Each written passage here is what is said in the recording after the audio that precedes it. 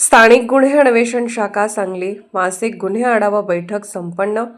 सांगली जिल्ह्यातील अंमली पदार्थ बाळगणाऱ्या रेकॉर्डवरील गुन्हेगारांचा आदान-प्रदान कार्यक्रम।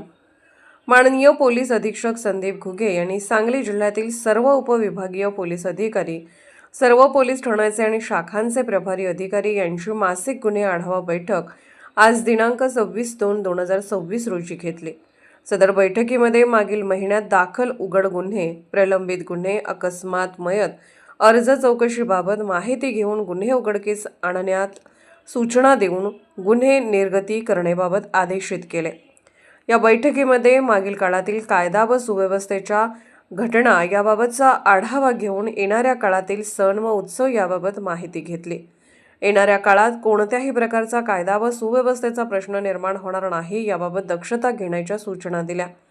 गुन्हे आढावा बैठकीदरम्यान गंभीर दाखल गुन्ह्यांची उकल तसेच इतर उत्कृष्ट कामगिरी करणाऱ्या सांगली जिल्ह्यातील 12 पोलीस अधिकारी व 56 अंमलदार यांचं प्रशस्तीपत्र देऊन गौरव करण्यात आला।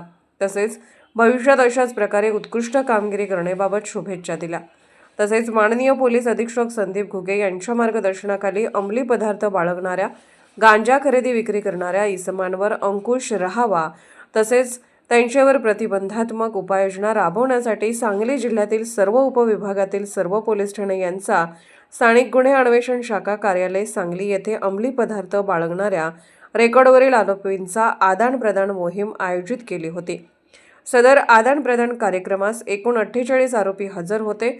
पोलीस निरीक्षक स्थानिक गुन्हे अन्वेषण शाखा यांनी आदान-प्रदानाकरिता हजर असलेल्या आरोपींची संपूर्ण माहिती घेऊन त्यांचे माहितीचा फॉर्म भरून घेऊन ते सध्या कोणता व्यवसाय करतात, उपजीविकेची साधने काय, त्यांचे मित्र कोण आहेत, सध्या कोठे व कोणासोबत काम करतात, तसेच त्यांची व त्यांच्या मित्र नातेवाईकांची माहिती, पत्ते इत्यादी बाबत इत्थंभूत माहिती अद्ययावत करण्यात आली। माननीय पोलीस अधीक्षक सांगली आणि पोलीस ठाण्याचे प्रभारी अधिकारी व पोलीस ठाण्याच्या गुन्हे प्रकटीकरण पथकास त्यांच्या हालचालीवर लक्ष ठेवण्याच्या सूचना दिल्या। अंमली पदार्थ अधिनियमांच्या गुन्ह्यात पुन्हा सहभाग आढळल्यास त्यांच्याविरुद्ध प्रभावी कारवाई करणार असल्याचा कडक इशारा दिला। सदर आरोपींना वेळोवेळी चेक करून त्यांचे गुन्हेगारी वर्तनात सुधारणा होते की नाही याबाबत पडताळणी करण्याबाबत प्रभारी अधिकारी DB पथक यांना सूचना देण्यात आल्या आहेत।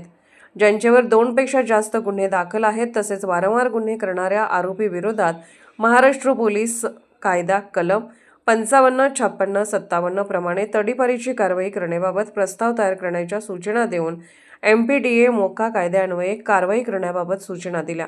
तसेच यापुढे अंमली पदार्थ खरेदी विक्री करणाऱ्या आरोपीवर पोलीस प्रशासनाकडून बारीक लक्ष ठेवले जाणार असल्याने आरोपींना त्यांचे गुन्हेगारी वृत्तीत सुधारणा करण्याचा इशारा माननीय पोलीस अधीक्षक सांगली यांनी दिला। सदर आदान-प्रदान कार्यक्रमात स्थानिक गुन्हे अन्वेषण शाखा कार्यालय सांगली येथे माननीय पोलीस अधीक्षक संदीप घुगे, सांगली अप्पर पोलीस अधीक्षक श्रीमती कल्पना बारोकर, सांगली जिल्ह्यातील सर्व उपविभागाचे उपविभागीय पोलीस अधिकारी, स्थानिक गुन्हे अन्वेषण शाखेचे पोलीस निरीक्षक, सांगली जिल्ह्यातील पोलीस ठाण्याचे प्रभारी अधिकारी तसेच पोलीस ठाण्याचे DB पथकाचे अधिकारी व अंमलदार हजर होते। सदरची मोहीम यापुढेही राबवण्यात येणार असून रेकॉर्डवरील आरोपींवर यापुढे बारीक निगराणी ठेवण्यात येणार असल्याबाबत सांगितले आहे।